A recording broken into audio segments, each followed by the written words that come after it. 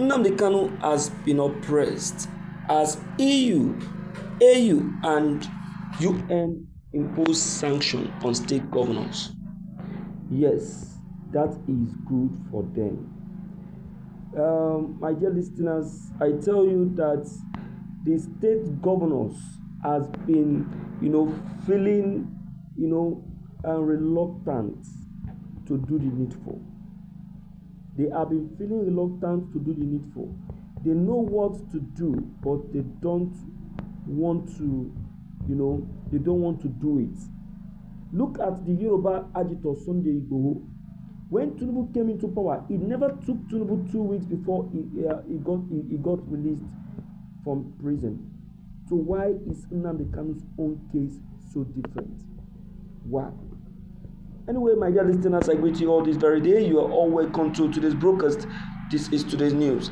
The international community, AU, EU, and UN has imposed sanctions on the state governors over ignorance and refusal to adhere to immediate support for Nnamdi Kanu's release. I remembered, if I'm not mistaken, that the international community has invited the state governors and given them ultimatum to use their position to see to the quick solicitation of Nnamdi Kanu's release. Believe me, since this was made open, none of these people were able to do as said. They never did as said. They never obeyed, or they never, adhered as said. So now the EU is now taking it up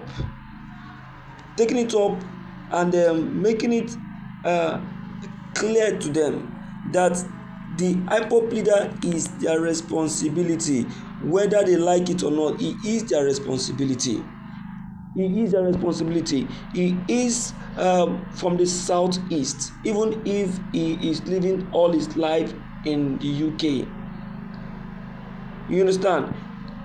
He is agitating for the southeast. He is agitating for the freedom of the people. If Nnamdi Kanu is doing the wrong thing, this international community will not be making this very call, or even calling the southeast governors to go out and make a solicitation for the freedom of Nnamdi Kanu, because he is doing the right thing, and that is why this demand has just been made. My dear listeners, I want to tell us that the freedom of Nnamdi Kanu ought to have been declared long ago, but because the southeast governors are supporters of the Fulani marauders, they decided to ignore. In fact, they don't even want him to be released. In fact, if I must tell you, they are the ones going underground to fuel the continuous stay of Nnamdi Kanu in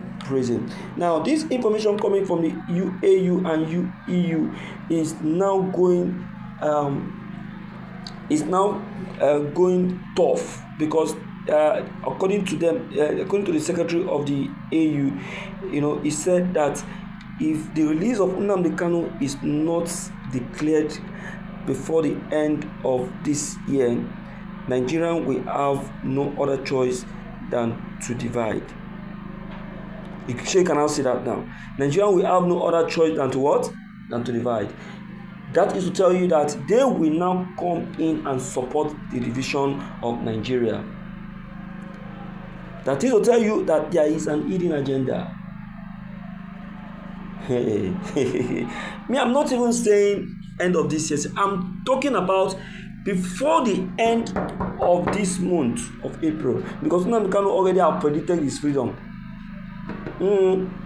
He has, and that's just it.